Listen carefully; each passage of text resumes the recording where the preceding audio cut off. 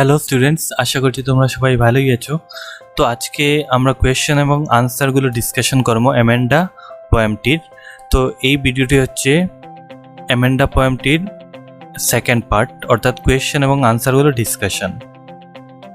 তো যদি ভিডিওটির প্রথম পার্ট দেখোনি তাহলে উপরে দেওয়া এই লিঙ্কটিতে ক্লিক করে নাও, অর্থাৎ যেখানে অ্যামেন্ডা পোয়েমটি বিশদভাবে ডিসকাস করা হয়েছে। তো তাহলে প্রথমে আমরা কিছু ওয়ার্ড মিনিং শিখবো যেগুলো কোয়েশ্চনে এক্সামে আসতে পারে। প্রথম ওয়ার্ডটি হচ্ছে হাঞ্চ। অ্যামেন্ডা পোয়েমটির প্রথম ভোকাবুলারি হচ্ছে, ওয়ার্ড মিনিং হচ্ছে হাঞ্চ। হাঞ্চ হচ্ছে এ স্টুপড অর কার্লড পশ্চার, মানে বাঁকানো। স্টুপড, STOOPED, স্টুপড অর্থাৎ বাঁকানো, বাঁকানো সেই পোস্টারকে হাঞ্চ বলে। যেমন এখানে যে এই পজিশনকে কি বলে, হাঞ্চ পজিশন বলে, যেখানে গর্দনা একটু উপরে দিয়ে এবং নিজের মাথাগুলো এরকম ঝুঁকি করে বাঁকানো করে, সেই পজিশনকে হাঞ্চ বলা হয়। এরপর হচ্ছে স্লাউচিং, এ লেজি ড্রুপিং পশ্চার, মানে শ্রান্ত অলস ভঙ্গিতে দাঁড়ানো বা বসা বা চলা, সেই পজিশনকে স্লাউচিং বলা হয়। যেমন এই ইমেজে দেখতে পাচ্ছ, পিকচারে দেখতে পাচ্ছ অলসভাবে বসা, এটি অ্যাকচুয়ালি প্রপারলি বসা নয়, এটি অলসভাবে বসাকে বলে, এটাকে স্লাউচিং বলে। এরকম টায়ার্ড লেজি হয়ে বসা তাকে স্লাউচিং বলে, এরকম অটিক হয়ে বসাকে স্লাউচিং বলে। এরপর হচ্ছে ল্যাঙ্গুইড, অর্থাৎ রিল্যাক্সড আনএনার্জেটিক, মানে নিশ্চিন্ত হয়ে বসে, নিশ্চিন্ত যাকে ল্যাঙ্গুইড বলে। রিল্যাক্সড হয়ে থাকা ল্যাঙ্গুইড, আনএনার্জেটিক। এরপর হচ্ছে ইমারেল্ড। ইমারেল্ড এক ধরনের পাথর ও সবুজ পাথরও ওকেও বলা হয়। অন্যথায় ইমারেল্ড হচ্ছে এক ধরনের সবুজ রং। এ ব্রাইট গ্রিন কালার, সবুজ রং, খুব সুন্দর সবুজ রং। এবং এই পোয়েমে, অ্যামেন্ডা পোয়েমটিতে, অ্যামেন্ডা নিজে যখন ভাবছিল, নিজের মাথায় ভাবছিল যে ও একটি ইমারেল্ড সিতে নিজে একাকার হয়ে ঘোরাফেরা করবে এজ এ মারমেইড, মারমেইড হয়ে, মৎস্যকন্যা হয়ে সবুজ সমুদ্রে ঘোরাফেরা করবে। সমুদ্র সাধারণত সবুজ হয় না, কিন্তু অ্যামেন্ডা নিজের মাথায় ভাবছিল যে সে সবুজ সমুদ্রে ঘুরবে, এবং সেই কনটেক্সটে বলা হয়েছিল ইমারেল্ড সি, মানে সবুজ সমুদ্র। এরপর হচ্ছে সোল, SOLE, সোল, যার অর্থ হচ্ছে ওয়ান অ্যান্ড অনলি, মানে একমাত্র। সোল হচ্ছে একমাত্র। এবং আরেকটি সোল আছে SOUL, সোল, যাকে আত্মা বলা হয়, সোল, SOUL। এবং এখানে SOLE বলা হয়েছে, যার মানে হচ্ছে একমাত্র। ইনহ্যাবিটেন্ট মানে হচ্ছে রেসিডেন্ট, মানে বাসিন্দা। ইনহ্যাবিটেন্ট মানে হচ্ছে বাসিন্দা। এরপর হচ্ছে মারমেইড। মারমেইড হচ্ছে মৎস্য কন্যা, যাকে বাংলায় বলে, ইংলিশে বলে a mythical sea creature with the head and trunk of a woman and the tail of a fish. তো এই হচ্ছে মৎস্যকন্যা, যাকে মারমেইড বলা হয়। মৎস্যকন্যা বা মারমেইড হচ্ছে ফেয়ারি টেইলের একটি, মানে এক ধরনের কাল্পনিক চরিত্রকে বলা হয় মারমেইড।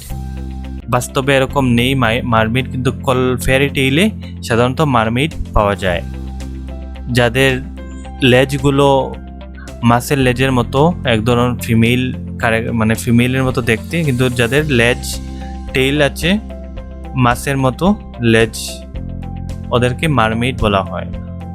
ওই সমস্ত জিনিস কল্পনা কাহিনীতে পাওয়া যায় মারমেইড। এরপর হচ্ছে ড্রিফটিং। ড্রিফটিং হচ্ছে মুভিং স্লোলি, মানে প্রবাহিত হওয়া, ধীরে ধীরে আস্তে আস্তে প্রবাহিত হওয়া, ড্রিফটিং। ব্লিসফুলি, ব্লিসফুলি হচ্ছে ইন এ জয়ফুল ম্যানার, মানে আনন্দের সাথে। এরপর হচ্ছে টিডি, মানে arranged neatly and in order. টিডি মানে সুশৃঙ্খল, গড়গুলো সুন্দর করে রাখা, মানে টিডি, চুল সুন্দর করে রাখা, টিডি ইয়োর হেয়ার, টিডি ইয়োর রুম, তো তাকে সুশৃঙ্খল বলে, সুসজ্জিত, সুশৃঙ্খল। প্যাটার্ন হচ্ছে মেক প্যাটার্ন, কোনো প্যাটার্ন বানানো। এখানে অ্যামেন্ডা প্যাটার্ন বানিয়েছিল নিজের খালি পায়ে, দুলের উপর রাস্তায় প্যাটার্ন বানাচ্ছিল, তো সেটাকে প্যাটার্ন বলে। এরপর হচ্ছে হাস্ট, HUSHED, হাস্ট অর্থাৎ ভেরি কোয়াইট, মানে খুব শান্ত। এরপর হচ্ছে বেয়ার, মানে খালি পা, খালি, বেয়ার ফিট মানে খালি পা, বেয়ার হচ্ছে খালি, নট কাভার্ড কোনো কিছু গুড়া নাই মানে খালি। এরপর হচ্ছে রোমিং মানে ট্রাভেল এইমলেসলি, রোমিং অর্থ হচ্ছে এমনিতেই ট্রাভেল করা, ঘোরাফেরা করা, বিচরণ করা, এইমলেসলি কোনো এইম ছাড়া ঘোরাফেরা করা। এরপর হচ্ছে একনি, SENE, একনি মানে red pimple on the face, Burne দাগ যেগুলোকে বলা হয় মুখের মধ্যে ব্রুন দাগ, যেমন এখানে এই যে দাগ আছে এগুলোকে পিম্পলস আছে এগুলোকে একনি বলা হয়, SENE, একনি মানে ব্রুন দাগ। এরপর হচ্ছে ট্র্যাঙ্কুইল, ট্র্যাঙ্কুইল অর্থ হচ্ছে শান্ত, শান্ত জিনিস, শান্ত, ট্র্যাঙ্কুইল।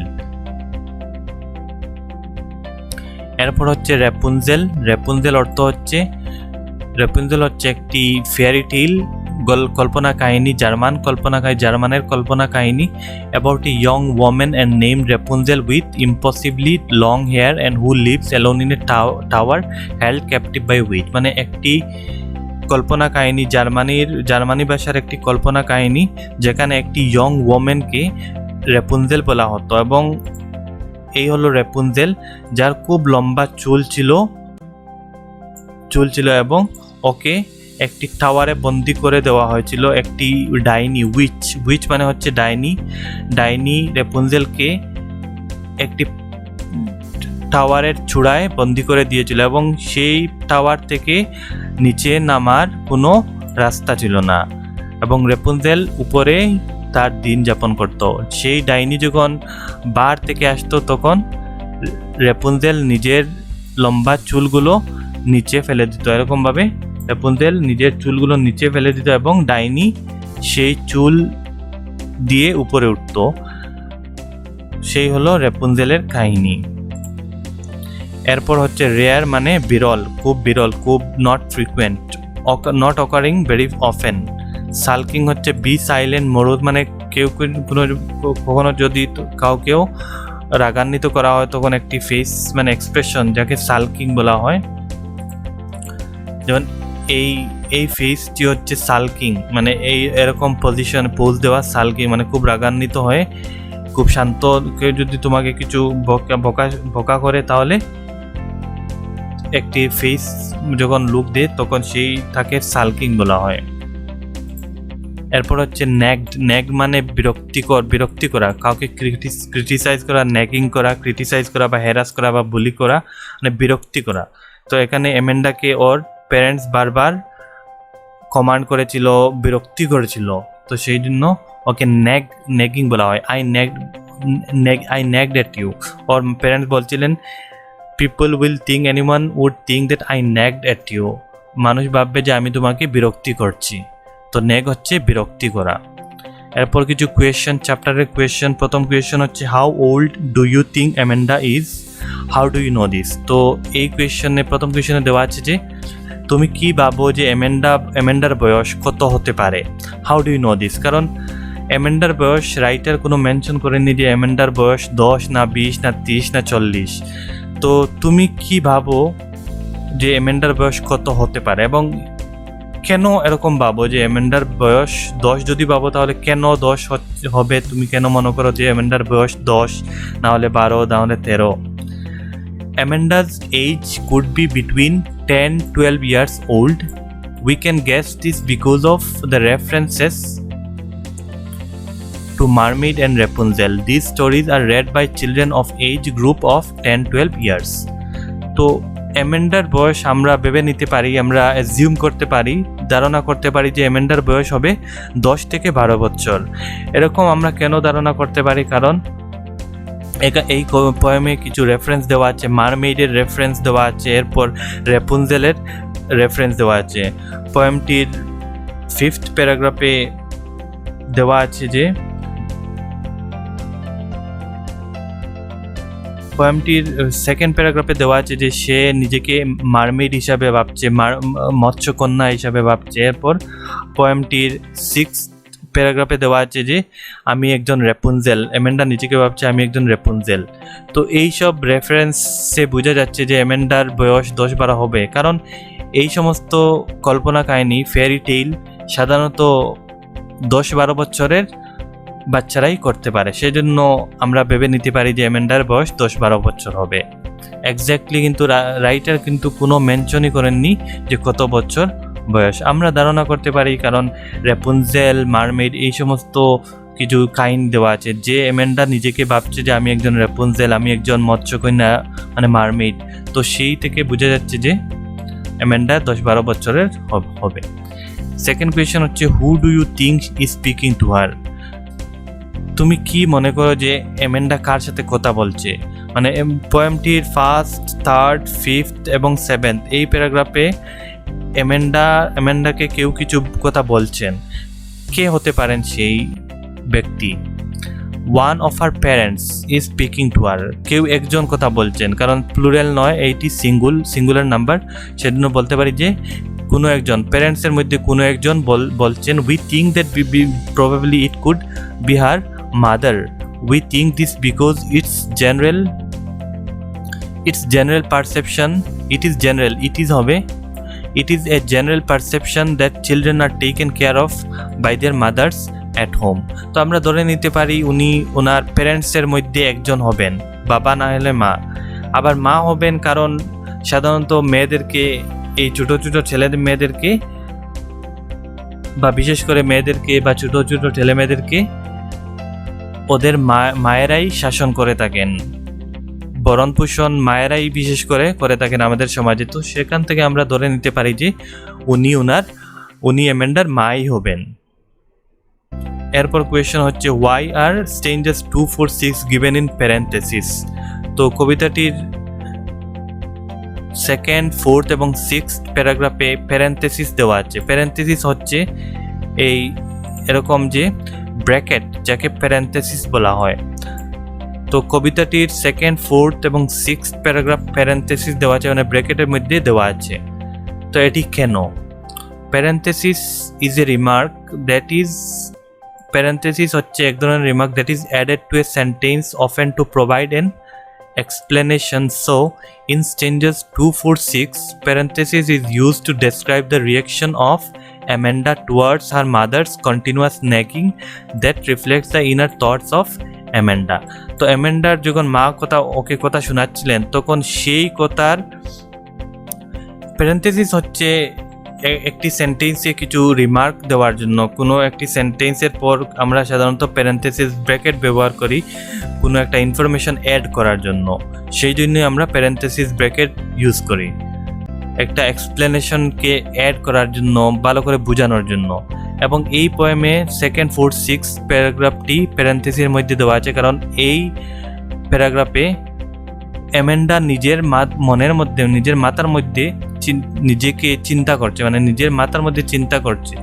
এই চিন্তাগুলো রিফ্লেকশন, ওর যে মা বলছেন, যেগুলো ওকে কথা শোনাচ্ছেন, নেগিং করছেন, সেই নেগিংয়ের রিফ্লেকশন হচ্ছে এই প্যারেন্থেসিস। এবং এই প্যারেন্থেসিসে অ্যামেন্ডার নিজের মাথার মধ্যে কিছু চিন্তা করছে, এবং এই চিন্তাগুলো হচ্ছে অ্যামেন্ডার মার নেগিংয়ের রিফ্লেকশন। তো সেই জন্যই এই প্যারাগ্রাফগুলোকে প্যারেন্থেসিস দেওয়া আছে। এবং এই প্যারেন্থেসিসে অ্যামেন্ডার চিন্তাধারা দেওয়া আছে, মানে কীরকম নিজে ইমাজিনেশন করছে, অবাস্তব জীবনে অবাস্তব কিছু চিন্তাধারা করছে অ্যামেন্ডা, এবং সেইগুলো প্যারেন্থেসিসে দেওয়া আছে।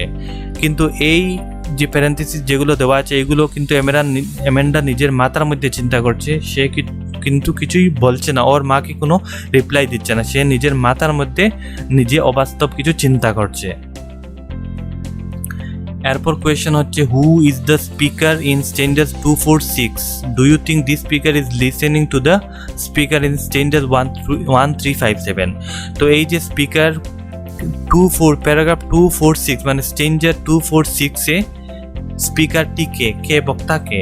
অফকোর্স সেটি হচ্ছে Amanda. Do you think this speaker is listening to the speaker in stanzas 1, 3, 5, 7? উনি হলেন অ্যামেন্ডার মা, যিনি কথা বলছেন 1, 3, 5, 7 স্ট্যান্ডা 1, 3, 5, 7। তো সেই অ্যামেন্ডা কি ওর মার কথা শুনছে, প্যারেন্টসদের কথা শুনছে? The speaker in stanzas 2, 4, 6 is অ্যামেন্ডা।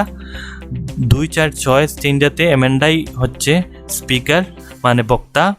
No, she is not paying any attention to what the speaker says. Stanza 1, 3, 5, 7-এ ওর মা যা কিছু বলছেন অ্যামেন্ডা কিন্তু কিচ্ছু শুনছে না। She is lost in her own thought, কারণ আমরা পাই যে অ্যামেন্ডা নিজের চিন্তায় নিজে ব্যস্ত। ওর মা কি ওকে বারবার নেগিং করছেন, বারবার ক্রিটিসাইজ করছেন, সে কিচ্ছু শুনছে না। Her imagination provides her an escape from the sorry reality. সে যে নিজে ইমাজিনেশন করছে, মানে অবাস্তব জীবনে চিন্তাধারা করছে, সেই চিন্তাধারা সে অ্যাকচুয়ালি নিজেকে এসকেপ করার জন্য, নিজেকে সরিয়ে রাখার জন্য, মার বোকা থেকে নিজেকে দূরে রাখার জন্য সে ইমাজিন করছে যে আমি যদি রেপুনজেল হতাম, আমি যদি মারমেইড হতাম, আমি যদি অরফান হতাম। তো সেই চিন্তাধারা কেন করছে? কারণ সে বাস্তব জীবন থেকে নিজেকে মুক্তি দেওয়ার জন্য সে অবাস্তব জীবনে চলে যাচ্ছে এবং অন্য ধরনের চিন্তাধারা করছে।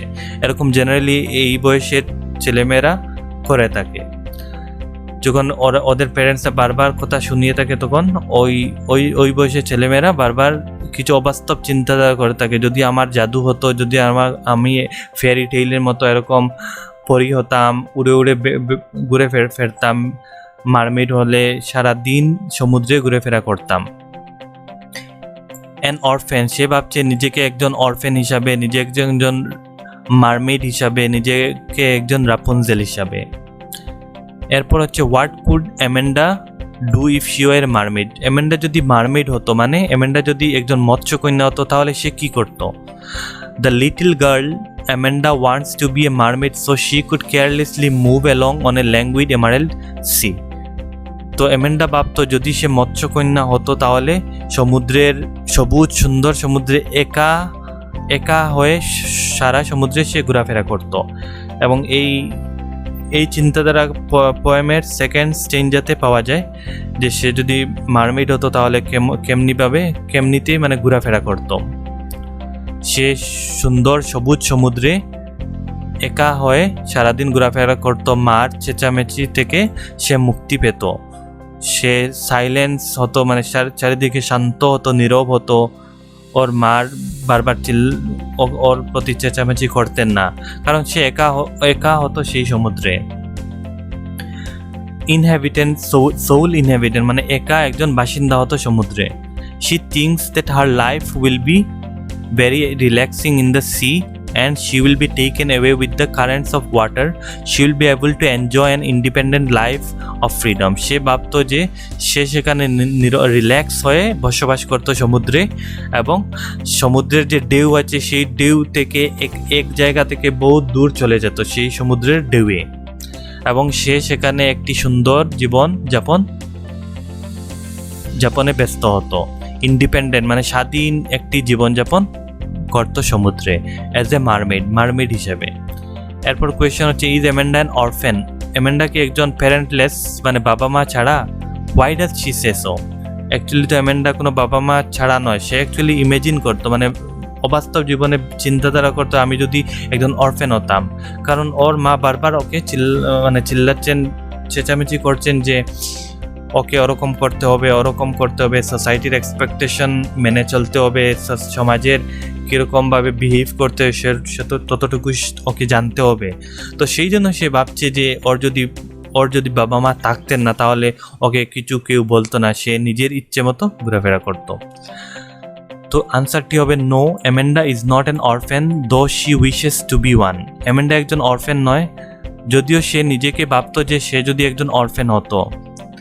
She is so much stressed with the continuous nagging of her parents that she imagines herself to be better without them. সে ওর মা বাবা এত চেঁচামেচি করতেন যে সে ভাবতো সে স্বপ্নে ভাবতো, মানে অবাস্তব জীবনে ভাবতো সে যদি সত্যি একজন অরফেন হতো, এবং সে ওর মা বাবা ছাড়া একা ভালোভাবে সুন্দর আনন্দের সহিত বসবাস করত। The mere presence of her parents around her depresses her. ওর বাবা মার প্রেজেন্স, দ্য মেয়ার প্রেজেন্স মানে ওর একমাত্র প্রেজেন্স, মানে বাবা মার উপস্থিতি ওকে খুব বেশি ডিপ্রেস করে, অসহায় করে, ডিপ্রেস করে, দুঃখী করে। Amanda is a little girl, কারণ ওর বাবা মা বারবার ওকে কথা শোনাতেন। Amanda is a little girl, সে একজন ছোট্ট মেয়ে, একজন ইনোসেন্ট মেয়ে। Who seeks golden silence and sweet freedom, সে কি চায়? একটি শান্ত জীবন চায়, মানে ওর বাবা মা বারবার চেঁচামেচি করতেন, তো সেটা থেকে সে মুক্তি পাওয়ার জন্য বারবার ইচ্ছা করত। এবং সুইট ফ্রিডম, মানে সে ওর বাবা মার কন্ট্রোল থেকে মুক্তি পাওয়ার জন্য সে বারবার ইচ্ছা করত। She wishes to roam around streets, সে বারবার ইচ্ছে করতো যে আমি যদি একা স্ট্রিটে ঘোরাফেরা করতাম। And draw patterns with her bare feet, এবং আমি খালি পায়ে আমি রাস্তায় ঘুরেফেরা করতাম এবং রাস্তায় প্যাটার্ন ড্র করতাম, রাস্তার ধুলা দিয়ে ডাস্ট দিয়ে আমি রাস্তায় আঁকা ড্রয়িং করতাম। এসব সে নিজের মনে ভাবত। Indeed it is horribly depressing that Amanda expects being an orphan. তো আমরা একথা বলতে পারি যে সত্যি সত্যি এটা খুব দুঃখজনক যে একটি ইনোসেন্ট মেয়ে সে নিজেকে একজন অরফেন হিসাবে সে নিজের প্যারেন্টসদেরকে মুক্তি পাওয়ার জন্য ইচ্ছা করত। এরকম এই সিচুয়েশনটি অনেক খারাপ, কারণ একটি ছোট্ট মেয়ে, ইনোসেন্ট মেয়ে, একটি 10-12 বছরের মেয়ে যদি এরকম চিন্তাধারা করে, তাহলে এর মানে হচ্ছে ওর বাবা মা ওকে প্রপার খেয়াল নিচ্ছেন না, যতটুকু খেয়াল নেওয়ার দরকার। ওকে বারবার মানে বিরক্তি করছেন, বারবার গালিগালাজ করছেন, বা বারবার ওকে বিরক্তি করছেন, হ্যারাস করছেন, বুলি করছেন। তো সেই জন্য সে ভাবছে যে আমি যদি অরফেন হতাম। Question number 7 হচ্ছে, do you know the story of Rapunzel? Why does she wants to be a Rapunzel? র্যাপুনজেলের স্টোরি বলার জন্য, মানে এই পোয়েমের 6th স্টেঞ্জাতে দেওয়া আছে যে আই এম এ র্যাপুনজেল। তো এই র্যাপুনজেল হচ্ছে, অলরেডি ডিসকাস করে নিয়েছি, এটি একটি fairy tale, German fairy tale. তো এই ফেয়ারি টেলটি কী এবং কেন অ্যামেন্ডা নিজেকে র্যাপুনজেল হিসাবে ভাবত? Rapunzel's story revolves around her life on a tower. Rapunzel was made to live on a high tower by a witch. তো র্যাপুনজেলের স্টোরি হচ্ছে সে মানে র্যাপুনজেল হচ্ছে একটি টাওয়ারে বসবাস করত।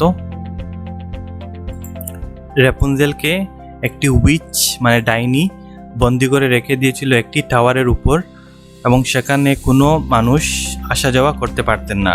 এবং যখন she eventually got used to living there, এবং র্যাপুনজেল সেখানে বসবাস করতে করতে তার হ্যাবিট হয়ে গেল, অভ্যাস হয়ে গেল। she was happy and satisfied with her life, এবং সে সুখী হয়ে গেল, মানে সে এবং স্যাটিসফাইড হয়ে গেল, সন্তুষ্ট এবং সুখী সেখানে বাস করার জন্য সে মানে র্যাপুনজেল মেয়েটি স্যাটিসফাইড হয়ে গেল।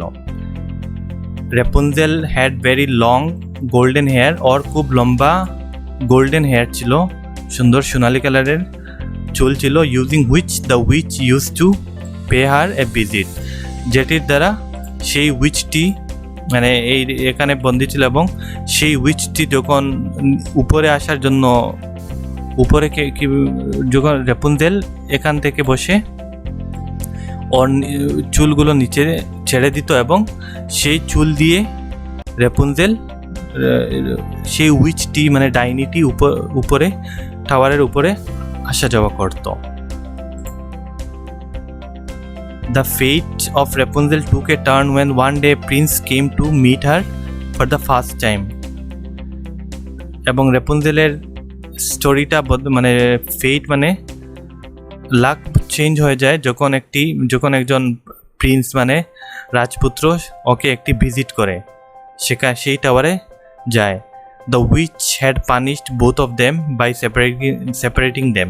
এরপর যখন ডাইনিটি মানে উইচটি জানতে পারে যে একটি প্রিন্স এসেছিল, তখন র্যাপুনজেল এবং সেই প্রিন্সকে উইচটি মানে ডাইনিটি সেপারেট করে দেয়, আলাদা করে দেয়। Finally they met after a couple of years only to be united for ever this time. এরপর আবার কয়েক বছর পর সেই প্রিন্স এবং র্যাপুনজেল আবার একে অন্যের সাথে মিলিত হয়, এবং সেই সময় থেকে ওরা সারা জীবন ফরএভার মানে ইউনাইটেড হয়ে যায়, একসাথে মিলিত হয়ে যায়। Amanda wishes to be live like Rapunzel, নিজেকে মানে উইশ করছে যে আমি যদি র্যাপুনজেল হতাম অন এ হাই টাওয়ার, এবং আমি একটি লম্বা টাওয়ারে বসবাস করতাম, অ্যাওয়ে ফ্রম এভরিওয়ান, সবার থেকে দূরে, আমি সেই টাওয়ারে একা আমি বসবাস করতাম। সে সিক্স পিস অ্যান্ড হারমোনি, সে হারমোনি এবং পিস মানে শান্ত এবং একাকিত্ব একটি জীবন সে আশা করছিল, মানে এরকম জীবন ওর চাহিদা ছিল। This is the reason Amanda wishes to be like Rapunzel, এবং সেই জন্য সে রেপুনজেলের মতো বসবাস করার জন্য চিন্তাধারা করতো, মানে উইশ করতো, ওর মনে মনে চিন্তাধারা করতো। However, she also makes a point that in order to avoid being disturbed, she would never let her hair down for anyone to climb to her. এবং যেরকম ফেয়ারি টেইলে, জার্মান ফেয়ারি টেইলে, রেপুনজেলের ফেয়ারি টেইলে যেরকম রেপুনজেল নিজের চুলগুলো নিচে ছেড়ে দিত উইচটি উপরে আসার জন্য, মানে ডাইনিটি উপরে আসার জন্য নিজের চুল ছেড়ে দিত, কিন্তু এখানে অ্যামেন্ডা কী ভাবতো? সে ভাবতো যে ও নিজের চুলগুলো নিচে না ছাড়ার জন্য, কারণ সে চাইতো না যে কেউ উপরে এসে টাওয়ারে এসে ওকে ডিস্টার্ব করতো। সেই জন্য সে নিজের চুলগুলো নিচে মানে ছাড়ার জন্য ইচ্ছা করতো না, কারণ সে একটি একাকিত্ব লাইফ চাইতো। She needs no one to make her life happy. Amanda চাইতো না যে, অ্যামেন্ডা ইচ্ছা করতো না যে অন্য দ্বারা নিজের জীবন খুশি করার জন্য সে ইচ্ছে করতো না, আবার যে সে নিজের একা একটি লাইফ স্পেন্ড করার জন্য, লাইফ অতিবাহিত করার জন্য সে উইশ করতো, এবং অন্য কেউ তার লাইফে এসে নিজের লাইফ চেঞ্জ করার জন্য সে ওরকম ভাবতো না অ্যামেন্ডা। এরপর হচ্ছে what does the girl yarn for, মানে গার্লটি মানে অ্যামেন্ডা কি উইশ করেছিল, ডিজায়ার কি ছিল, ইচ্ছা আকাঙ্ক্ষা কী ছিল। What does the poem tell you about Amanda এই পোয়েমে অ্যামেন্ডা কি বলে, মানে এই পোয়েম থেকে কি বোঝা যায় যে অ্যামেন্ডা কি চাইতো, কি আকাঙ্ক্ষা, কি ইচ্ছা। তো the girl Amanda yearns for freedom and peace in her life. She is constantly reminded of her mistakes. Her parents want her to follow the code of conduct of good behavior. এই পোয়েমে আমরা পাই যে ওর মা অ্যামেন্ডা এক ধরনের freedom, এক ধরনের স্বাধীন একটি লাইফ, শান্ত স্বাধীন লাইফ চাইতো। She is constantly reminded of her mistake. অ্যামেন্ডাকে এই পোয়েমে বারবার ওর মিস্টেকগুলো রিমাইন্ড করে দেওয়া হতো ওর মার দ্বারা বা প্যারেন্টসদের দ্বারা, এবং ওর প্যারেন্টস চাইতো যে সে একটি সুন্দর সমাজের সবগুলো বিহেভিয়ার, ভালো বিহেভিয়ার যেগুলো আছে, সুন্দর করে বসা, হাঁটা, এই সমস্ত সব বিহেভিয়ারগুলো ওর মা চাইতেন, মানে প্যারেন্টস চাইতেন। যে কোনো প্যারেন্টস এরকমই চাইবে যে ওর সন্তান ভালো সুন্দর বিহেভিয়ার অ্যাডপ্ট করে, সেটাই চাইবে। এবং তদ্রূপভাবে অ্যামেন্ডার প্যারেন্টসও সেটাই চেয়েছিলেন যে ওর মেয়ে সুন্দর একটি বিহেভিয়ার অ্যাডপ্ট করে। They are doing so because they want their child to be well mannered and obedient. তো অ্যামেন্ডার মা মানে প্যারেন্টস চাইতো যে ওর মেয়ে সুন্দর বিহেভিয়ার করতো, কারণ সেটাই হবে ওয়েল ম্যানার্ড, মানে একটা well ম্যানার্ড behaviour, well ম্যানার্ড obedient behaviour, well ম্যানার্ড behaviour এরকম অ্যাডপ্ট করার জন্য ওর প্যারেন্টস চাইতো। But while doing this they forget that this is a child, that she is a child and she should be allowed some freedom. কিন্তু যখন ওকে শাসন করতো ওর parents, এই কথাটা ভুলে যেত যে ও একটি বাচ্চা, একটি ইনোসেন্ট 10-12 বছরের মেয়ে, একদম ইনোসেন্ট মেয়ে। তো বারবার ওকে ওয়েল ম্যানার্ড করার জন্য বারবার ওকে শাসন করতো, এবং সেই জন্য ওর যে স্বাধীনতা, ফ্রিডম, আজাদি, সেই সমস্ত জিনিস চলে যেত, এবং সেটার জন্য সে খুব বেশি দুঃখী ফিল করতো, মানে ডিপ্রেসড ফিল করতো। The poet has drawn the reader's attention towards the condition of children who are constantly oppressed by their elders in the name of good behavior. তো এই পোয়েমের দ্বারা, এই কবিতার দ্বারা রাইটার রবিন ক্লেইন একথাটা রিডারদেরকে মনে করাতে চেয়েছিলেন যে প্যারেন্টসরা নিজের ছেলে মেয়েদেরকে ভালো ওয়েল ম্যানার্ড করার জন্য ওদেরকে অনেক অপ্রেস করে থাকে, এবং সেটার জন্য বাচ্চাদের স্বাধীনতা চলে যায়, একটি সুন্দর যে মনোভাব, সেই সমস্ত অ্যাটিটিউড, মনোভাব, মেন্টালিটি সবগুলো মুড খারাপ হয়ে যায়,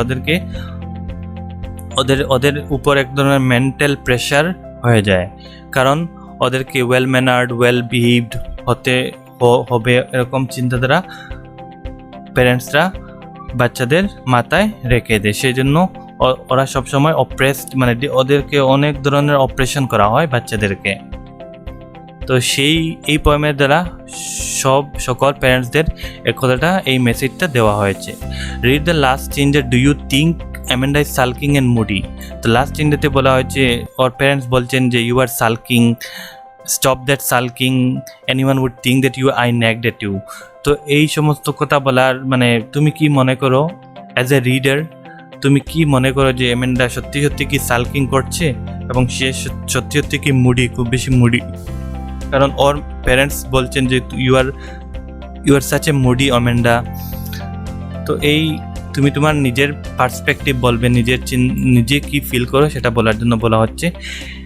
in our sense Amanda is neither sulking nor moody, she is simply not interested enough in the nagging business of her parents. তো এই পোয়েমে আমরা বুঝি যে সে সালকিং করছে না বা মুডি নয়, সে অ্যাকচুয়ালি ইন্টারেস্টেড নয়।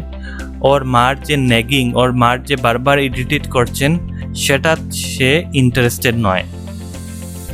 She feels that she is not free and is under a constant pressure of trying to be well-behaved girl as per her parents' demand.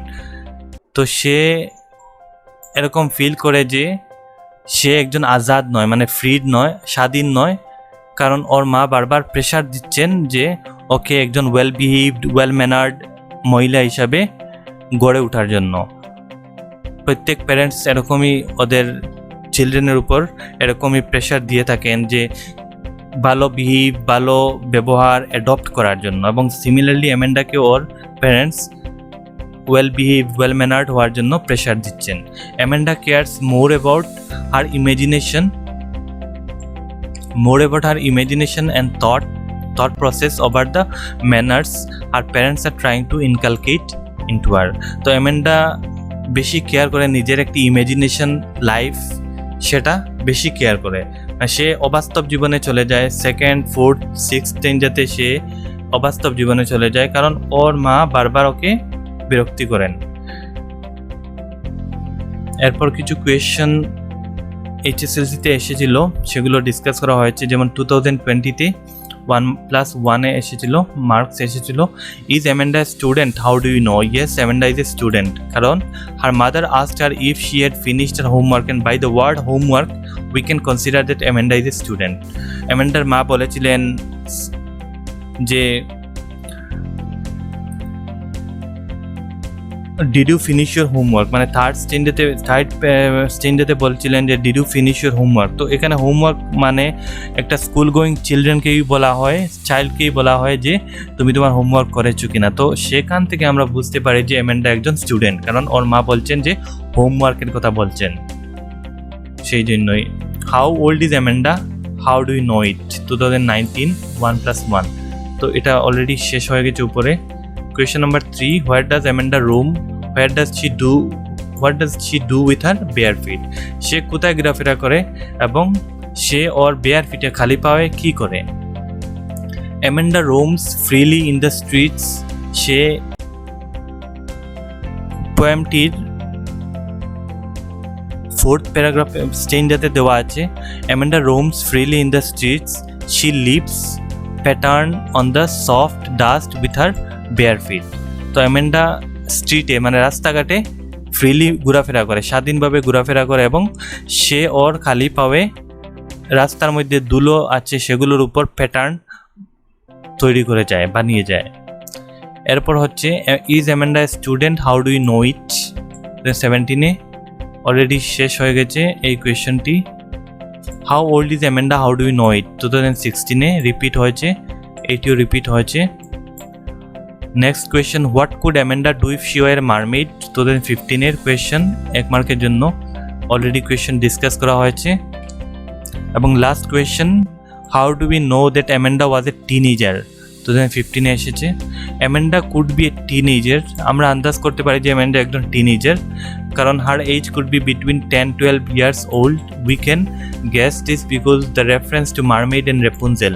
These stories are read by children of age group of 10-12. তো এখান থেকে বুঝতে পারি যে 10-12 বছরের বাচ্চারাই সাধারণত রেপুনজেল বা মারমেড এই সমস্ত ফেয়ারি টেইল কল্পনা কাহিনী পড়ে থাকে এবং সেখান থেকে আমরা বুঝতে পারি যে অ্যামেন্ডা একজন টিনেজার, মানে 10-12-13 বছরের একটি ছোট্ট মেয়ে। তো এই হলো অ্যামেন্ডা পোয়েমটির সব কোয়েশ্চন এবং আনসারগুলোর ডিসকাশন। নেক্সট ভিডিওটিতে অন্য একটি চ্যাপ্টার ডিসকাশন করা হবে।